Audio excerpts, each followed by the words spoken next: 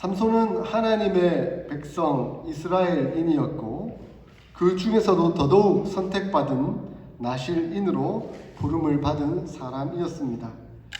그런데 하나님의 백성임에도 불구하고 더더욱 나실인으로 부름받은 사람이었음에도 불구하고 그의 삶은 별반 세상과 다르지 않았습니다. 그가 하나님의 사람임에도 불구하고 세상 사람들과 별로 구분되지 못한 삶을 살았던 이유가 무엇일까요? 무엇일까요? 한마디로 말하면 인간 본성대로 살았기 때문입니다. 죄악된 인간 본성. 하나님의 말씀을 따르지 아니하고 하나님께서 주신 사명이 무엇인지는 전혀 생각하지 아니하고 자기 소견에 옳은 대로 자기 감정에 하고 싶은 대로 자기가 보이는 대로 살았기 때문에 그는 하나님의 백성이라는 이름을 가졌지만 세상 사람들과 다르지 않는 삶을 살았던 모습이었습니다. 우리는 어떻습니까? 우리는 그리스도인이라고 부름을 받았고 교회를 다니는 교인이라고 소리를 듣습니다. 더더욱 어스틴 사랑의 교회를 다니고 있으면 사랑의 교인이다라고 얘기를 하는데 우리 성도들이 우리가 그리스도인으로서 사랑의 교인으로서의 사랑의 모습이 드러나지 않고 세상과 별반 다르지 않다고 한다면 어쩌면 삼손의 모습과 다를 바가 없다라고 생각될 수 있겠습니다. 삼손은 블레셋 사람을 아내로 삼았고 금지된 포도와 시체를 전혀 꺼리지 않고 가까이 했으며 술과 내기 도박으로 그의 인생을 즐기며 살아갔습니다. 세상적인 것들이죠.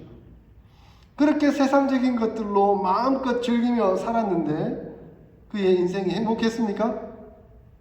즐거웠습니까? 기뻤습니까? 감사했습니까? 전혀 그렇지 못했습니다. 그가 걸었던 내기도박은 자존심 싸움이 되었고 그 자존심 싸움은 결국 자기 아내에게로 가는 압박과 협박과 핍박이 되고 말았습니다. 그의 아내는 목숨의 위험을 느끼고는 누구 편을 들까? 삼손에게 말을 할까? 아니면 숨기고 삼손에게 어쨌든 알아내서 블레셋 사람들에게 말할까? 그렇게 판단하다가 결국 블레셋 사람을 선택하는 거죠. 눈물의 호소로 남편에게 답을 알려달라고 알아낸 그것을 결국 블레셋 사람들에게 알려주었습니다. 삼손의 내기는 허무하게 져버렸고 삼손은 거기에 너무 화가 나서 아내를 버려두고 집을 떠나 가버렸습니다. 그때를 이용하여 그의 장인은 삼손의 아내를 다른 친구에게 줘버렸습니다. 삼손은 결국 자기 감정대로 자기 마음대로 하다가 자기가 사랑하는 아내를 잃어버리고 말았습니다. 감정대로 하다가 큰 싸움이 있었던 거죠. 근데 감정은 어떻게 됩니까? 시간이 지나면 누구로 들죠? 사라져 버립니다. 어느 정도 시간이 지나니까 분이 삭혀졌습니다. 삼손도 깨달았겠죠. 내가 왜 그때 욱해가지고 그렇게 난리를 쳤던가. 이제 다시 아내를 찾고 회복을 좀 해야 되겠다 생각을 하고 염소 새끼를 하나 들고 장인의 집으로 찾아가게 됩니다. 염소 새끼가 무슨 역할을 한 거죠?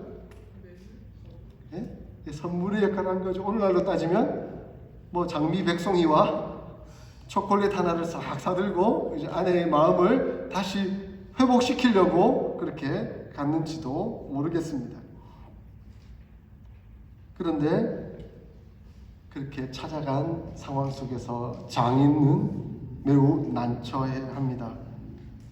삼손이 침실에 들어가겠다고 하니까 막아서고는 궁색한 변명을 늘어놓습니다. 2절에 뭐라고 말합니까? 내가 그를 심히 미워하는 줄 알고 그를 내 친구에게 주었노라. 사람이 그런 것 같아요. 사랑하는데 한번 욱하면 앞뒤 안 보고 폭발해버리는 거죠.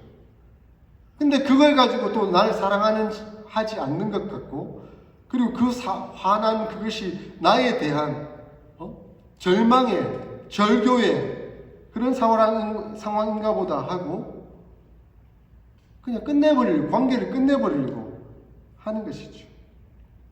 삼손이 다시는 돌아오지 않을 것처럼 아내를 내팽개치고 떠난 줄 알았는데, 이렇게 다시 돌아와 아내를 내어놓으라고 하니까 장인은 적잖이 당황했을 것입니다. 아마 장인도 잘못한 거죠. 너무 성급하게 결혼을 파기시키고 그리고 그 딸을 다른 사람에게 줘버린 것이죠. 더더군다나 삼손은 괴력의 사나이, 힘이 아주 센 무서운 사람이었던 것이죠. 어떻게 이 상황을 모면할 수 있을까? 나름대로 방법을 제시하는데, 그 자기 딸의 동생, 둘째 딸이겠죠? 그 동생의 딸이겠죠? 3절에 이번엔 내가 블레셋 사람들을 2절에 내가 그 딸을 동생을 너에게 줄 테니까 그 동생이 더 예쁘니까 그 동생을 취하라 라고 이 상황을 모면해 보려고 합니다. 그런데 삼손은 그것에 전혀 동의하지 않습니다. 그리고 이것을 계기로 블레셋을 공격하기로 합니다. 그래서 3절에 뭐라고 말합니까? 이번은 내가 블레셋 사람들을 해할지라도 그들에게 대하여 내게 허물이 없을 것이니라. 내가 블레셋 사람들을 공격하는 그 당위성을 내가 얻었다. 왜냐하면 내 아내를 내가 빼앗겨 버렸기 때문이다 라고 얘기하는 겁니다. 생각해 보십시오. 삼손이 하나님으로부터 사사로 나실린으로 부름받은 목적이 무엇입니까? 부름받은 목적이 바로 블레셋을 무찌르는 겁니다. 블레셋을 잘 무찌르고 이스라엘 백성들을 구원해내고 해방시키는 것이 그의 목적입니다. 그러니까 지금 블레셋과 싸우겠다 선포하고 있습니다. 그러면 그 목적은 이루어지는 것이죠. 그런데 그 목적이 하나님의 사명에 따른 목적입니까? 아니면 개인의 이기적인 복수심 때문에 이루어진 목적입니까? 지금 그는 하나님의 사명이고 뭐고 하나님께서 나에게 맡겨주신 임무와 목적이고 뭐고 아무 상관이 없습니다. 다만 나의 개인적인 복수심으로 그것에 대해서 맞서겠다라고 하고 있습니다. 여호와의 전쟁, 하나님의 전쟁으로서 블레셋과 맞서겠다라는 것이 아니라 사사로이 개인적인 싸움을 하겠다라고 하는 것이 삼손의 태도였습니다. 사랑하는 성도 여러분, 우리 하나님은 승리하시는 하나님이십니다. 하나님은 모든 것에 승리하십니다. 왜냐하면 하나님은 전지전능하신 분이시니까요. 그러므로 하나님은 실패가 없으십니다. 하나님은 반드시 승리하시는 분이십니다. 하나님은 삼손을 사용하셔서 하나님의 뜻을 이루시는 분이십니다. 그래서 하나님의 계획은, 하나님의 방법은 실패가 없습니다. 그런데 하나님은 하나님의 뜻, 블레셋을 물리치고 이스라엘을 구원해내는 그 일들을 이루어가고 있는데 삼손에 따른 하나님의 목적을 이루어가고 있지 않습니다. 삼손은 하나님의 사역자가 아니었습니다. 삼손은 하나님의 사명자가 아니었습니다. 그는 순전하지 못했습니다. 우리는 이것을 기억해야 합니다. 하나님은 언제나 승리합니다. 하나님 손에 붙들리면 반드시 승리하게 되어 있습니다. 그런데 우리가 함께 승리해야 한다는 겁니다. 하나님은 항상 승리하시는데 우리가 그 승리에 동참하여 같이 승리해야 되는데, 하나님은 승리하셨는데 우리는 승리감이 전혀 없어요. 아무것도 아니야. 그게 무슨 소용이 있겠습니까? 승리하시는 하나님을 표시하는 것이 여호와 니시입니다. 니시라는 말은 깃발이라는 뜻이죠. 승리의 깃발을 높이 드는 것을 의미합니다. 모세가 여호와 니시를 외쳤었죠. 모세가 출애굽하여 르비딤을 지나갈 때, 그래서 목말라 르비딤에서 바위를 치고 물이 쏟아지는 그런 경험을 했었죠. 그런데 하나님의 은혜를 경험한 얼마 후에 아말렉이 쳐들어와서 전쟁이 벌어집니다. 그때 모세는 하나님의 지팡이를 들고 산 꼭대기에 올라가서 그 전쟁을 내려다봅니다. 근데 그때 그가 간절한 마음으로 하나님을 바라보며 두 손을 들고 기도할 때 이스라엘은 승리했습니다. 근데 팔이 피곤하여 힘드니까 점점 내려오는 거예요. 그렇게 이스라엘이 밀리는 거예요. 아니, 하나님은 어떤 방법으로도 승리하실 수 있는 분이십니다. 그러나 하나님은 모세를 사용하고자 하셨습니다. 두 손을 높이 들고 기도할 때 하나님은 승리하도록 역사해 주셨고, 그 팔이 무거워 점점 떨어지면 이스라엘이 밀렸습니다. 그 옆에 아론과 훌이 있었습니다. 아론과 훌이 모세의 팔이 떨어지는 것을 보고 저 팔이 떨어지면 안 되겠다 싶어 양쪽에서 바칩니다. 그 두 팔을 같이 들고 힘을 합해 여호와의 군대가 되어 그렇게 전쟁을 치릅니다. 후방에서는 중보 기도로 두 손을 들고 모세와 아론과 훌이 같이 기도를 했고, 최전방에서는 여호수아가 그 전쟁터에서 이끌어서 전쟁에서 승리하게 되었습니다. 하나님의 승리는 언제나 옳습니다. 하나님의 승리는 언제나 이루어집니다. 그 승리에 모세와 아론과 훌과 여호수아가 동참하게 되었습니다. 윈윈이죠. 하나님은 언제나 윈하시는데 그의 사랑한 사명자들 모세와 아론과 훌과 여호수아도 함께 위너가 되었습니다. 그런데 지금 삼손의 모습은 그런 모습이 아닙니다. 하나님은 위너로서의 역사를 이루어 가고 계시지만 삼손은 루저로서의 패배를 향해 나아가고 있는 것을 봅니다. 왜냐하면 그에게는 하나님으로부터 받은 사명은 없고 인간적인 복수심만 있었기 때문입니다. 우리의 인간적인 행위, 우리의 어떤 인간적인 노력, 생각밖에 뜻밖에 하나님 그것을 사용하셔서 역사하셔서 하나님의 목적을 이루실 수는 있습니다. 그러나 그 이루신 것은 하나님이 승리하시고 역사를 이루신 것이지 우리가 그것을 이룬 것은 아니라는 것입니다. 그러므로 우리가 늘 기억해야 합니다.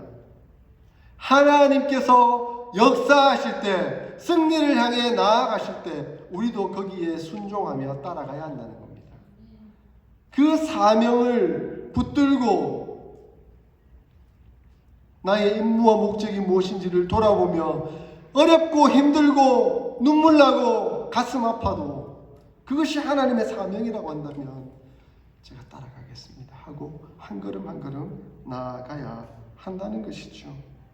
그러할 때 하나님 윈하실 때 우리도 윈하게 되는 겁니다. 우리도 함께 기뻐하며 거기에 동참하게 되는 것이죠.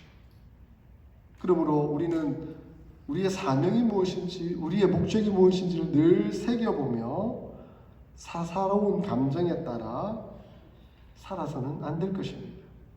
실패했던 대표적인 인물이 누구죠? 삼손이기도 하지만 가룟 유다이기도 하죠.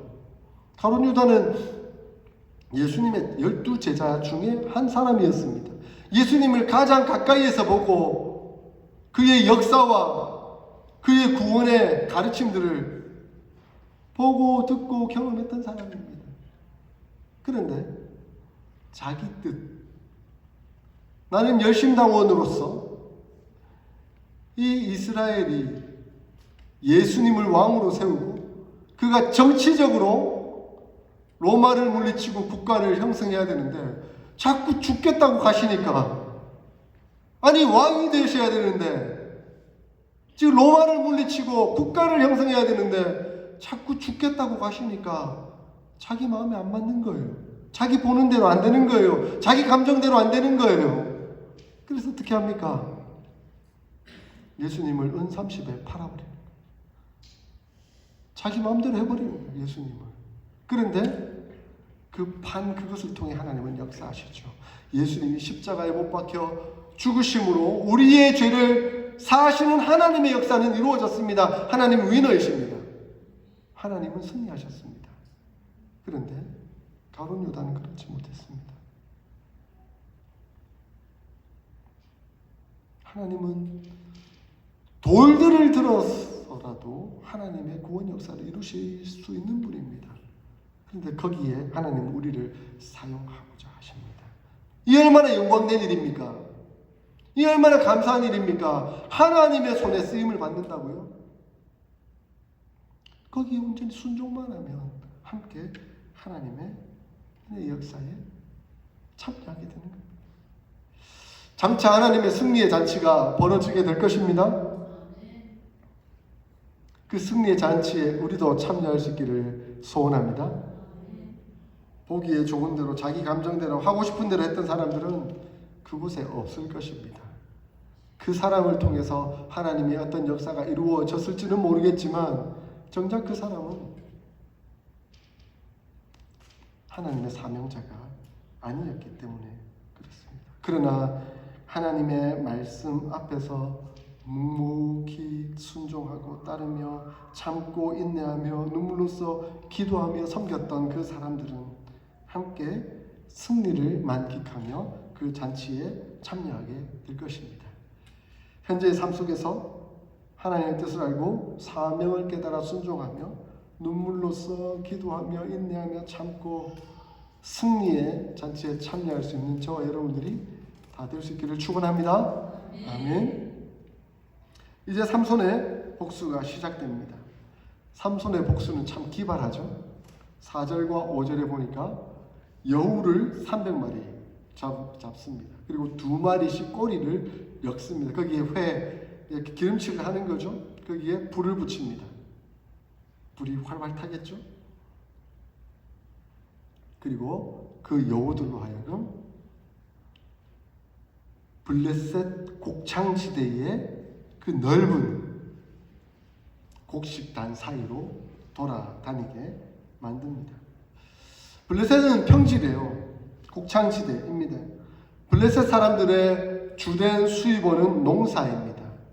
그래서 그들은 농사를 열심히 지었고 농사를 짓다 보니까 그들에게 필요한 신도 농사의 신이었던 거죠. 그래서 블레셋 신은 다곤인데 다곤은 농사의 신입니다. 곡식의 신입니다. 그 곡창지대에 익어가는 곡식들 사이에 2마리씩 꼬여진 이 여우가 돌아다닙니다. 1마리씩이면 뭐 그냥 직선으로 뛰어갈 수 있겠지만 2마리니까 어떻게 됩니까? 이쪽 저쪽 발버둥치다가 지그재그로 막 왔다 갔다 하면서 온갖 공식들을 다 태워버리고 심지어 포도원과 감람나무까지 태워버립니다. 그야말로 블레셋에게는 재앙이죠. 그들의 경제적인 가장 큰 수입원이었는데 국가 경제가 망쳐지는 심각한 상황이 되고 말았던 것이죠. 당연히 블레셋은 가만히 있지 않겠죠. 누가 범인인가? 도대체 누가 이런 짓을 벌였는가? 삼손이라는 것을 알아냈습니다. 그런데 삼손이 왜 그랬는가까지도 파악해 보려고 합니다. 그 원인이 무엇이라고 합니까? 6절에 보니까 장인이 삼손의 아내를 빼앗아 그의 친구에게 준 까닭이라고 얘기합니다. 저는 이 본문을 보면서 블레셋 사람들 참 너무하다. 지금 자기들의 이 심각한 위기의 상황이 누구 때문에 온 겁니까? 삼손 때문입니까? 삼손의 아내 때문입니까? 삼손 때문이죠. 그런데 누구 때문이라고 얘기하죠? 동기가? 삼손의 아내와 그의 장인 때문이다. 그러므로 삼손의 아내와 그 장인을 죽여버리면 이 문제가 해결될 거라고 생각을 합니다. 약자를 만만한 강한 놈 놔두고 약한 그 사람들만 괴롭히는 완전 조폭 같은 그런 행동을 하는 거죠. 저도 이 본문을 보면서 결국 약자들은 그런 강한 사람들에 의해서 억눌리고 피해보려고 도망다니다가 결국 억울하게 다 죽는 이런 상황이 벌어지는구나. 블레셋은 그의 장인과 아내를, 그의 집을 불태워서 살라버립니다. 참 삼손의 아내 입장에서는 참 그렇죠. 그들이 핍박하고 협박할 때, 수수께끼 답을 알아오라 할 때 그녀는 블레셋 사람을 선택했습니다. 블레셋 사람들에게 도움을 주면 자기 인생은 살지도 모른다는 생각을 했던 것 같아요. 그런데 결국 누구의 손에 의해 죽고 맙니까? 블레셋 사람의 손에 죽고 맙니다. 악인들이 이래요. 그러므로 결코 악인들과 타협하지 마십시오. 악인들이 아무리 강하고 아무리 대단해 보여도 그들과 타협하면 점점 더 악의 구렁텅이로 빠져들게 됩니다. 여러분, 조폭이 우리 영화나 이렇게 뉴스를 보면 알겠지만 그 장사하는 사람들 와가지고 경찰이 보호하는 게 아니라 우리가 너희를 보호한다. 그러므로 보호금을 내놓으라고 하죠. 그죠? 그러면 그 금액을 그 조폭들에게 주기 시작하면 그냥 조금의 돈을 주고 끝낼 수 있을까요? 아닙니다. 조폭들은 조금 있으면 2배로 올리고 조금 있으면 4배로 올리고 완전 가게가 망할 때까지 그 돈을 다 뽑아 먹는 거죠. 결국 그들에게 한 걸음 내어주면 2걸음을 내어달라고 하고 결국은 망할 때까지 그 못된 짓을 하게 되는 것이죠. 그러므로 여러분, 악에 대해서, 악한 사람에 대해서 협상하지 마십시오. 단호하셔야 됩니다. 거기에 대해서 직선적으로 나아가야 합니다.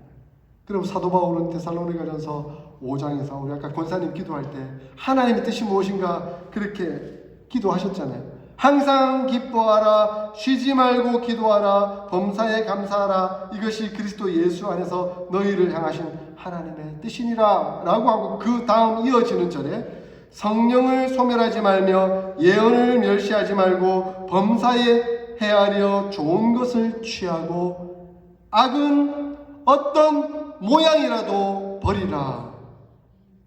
악은 어떤 모양이라도 버리라 라고 말씀하고 있습니다. 악에 대해서는 결코 조금도 허용하지 말라라고 말하고 있는 것이죠. 얼마 전에 나온 뉴스입니다. 지난 4월 달에 일어난 일이더라고요. 한 손님이 몸이 안 좋아서 병원에 가려다가 이건 병원에 가니까 좀 찜찜하고 이거는 혹시 어떤 영적인 문제로 내가 아픈 건가 생각이 들어서 점을 보러 갔습니다. 무당에게 점 보러 간 것이죠. 그러니까 점쟁이가 네가 악령이 씌어가지고 귀신이 씌어가지고 지금 몸이 아픈 거다. 그러면 그 몸을 회복하기 위해서는 굿을 해야 된다. 근데 그 무당들이 굿을 할 때 귀신을 내어 쫓던가요? 아니면 빌면서 제발 나가달라고 하던가요? 예? 예, 무당들은 귀신에게 빌어요. 달래는 거죠, 귀신이. 우리 예수님은 악한 영을 내어 쫓으십니다. 왜냐하면 만왕의 왕이시고 만주의 주이시기 때문에 그렇습니다. 모든 신들을 악한 영을 다스리시는 분이시기 때문에 그렇습니다. 그러나 인간들이 생각하는 그 귀신들은 달래야 되는 거예요. 왜냐하면 우리가 더 힘이 약하니까. 그래서 제발 나가주세요. 그게 사실인지 아닌지, 무당이 사기꾼인지 아닌지 제가 잘 모르겠습니다만은 결국 굿을 하면 낫는다 했는데 안 나으니까 더 큰 굿을 하면 나을 거라고 돈 더 가져오라 하고, 또 안 나으니까 더 큰 굿을 하면 나을 거라고 돈 더 가져오라고 하고 6개월 만에 1억을 갖다 바쳤는데 또 몸이 안 나으니까 경찰에 신고해가지고 내가 지금 안 났어. 이게 뉴스에 나왔어요. 뉴스에. 악에 한 걸음 내딛었더니 결국 어떻게 됩니까? 우리 주 예수 그리스도, 만왕의 왕이신 예수 그리스도, 만주의 주이신 예수 그리스도, 그분 앞에 나와 은혜를 받고 해결되어야 할 부분을 무당을 찾아가서 그렇게 하다 보니 악의 구렁텅이에 한 걸음 한 걸음 더 나가가지고 처음에는 얼마였더라? 제가 그 뉴스를 보니까 처음 굿할 땐 380만 원, 380만 원이었는데 그 다음부터는 뭐 1,000만 원, 2,000만 원 이렇게 막 올라가는 거예요.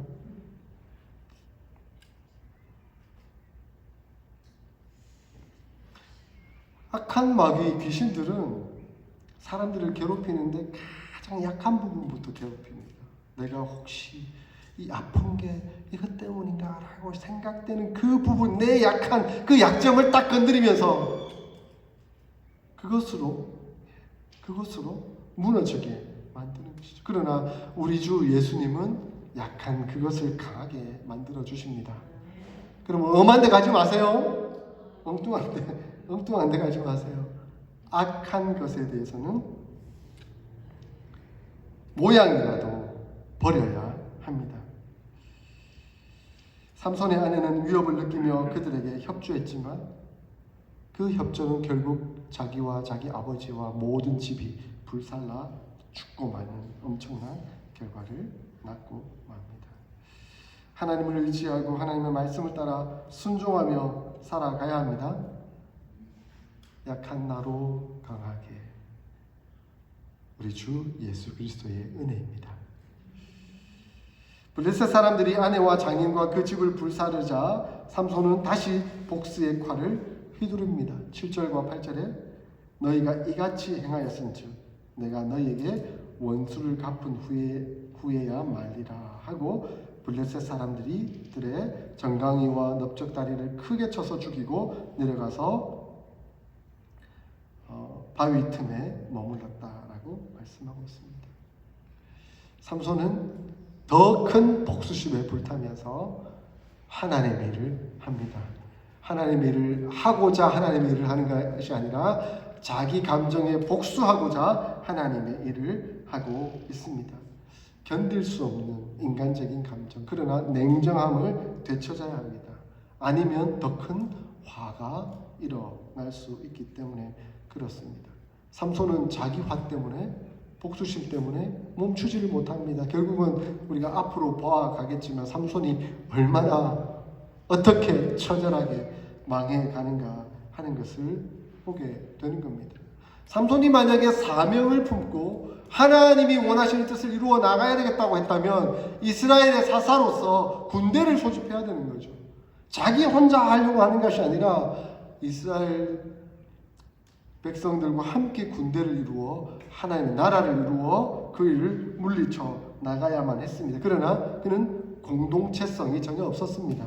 공동체적인 마음을 갖지 않았던 것이죠. 하나님의 나라에 대한 마음이 없었던 것입니다. 그것이 참 안타깝습니다.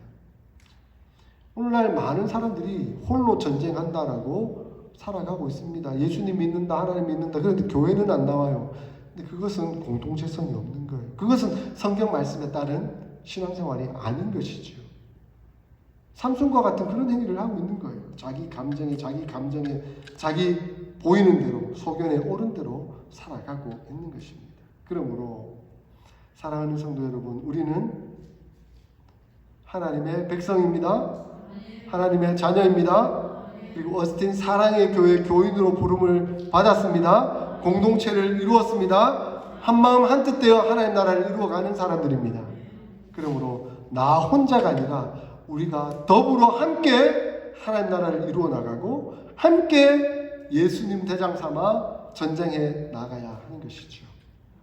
그것이 하나님께서 우리를 부르신 부름의 목적입니다. 제가 목사라고 목사 혼자 단독으로 해나가면 안 되죠. 망합니다. 하나님이 예수님이 주인 되어 주시고 우리가 함께 힘을 합해 그분을 따라 나아갈 때 하나님 나라를 이루어 갈 수가 있습니다.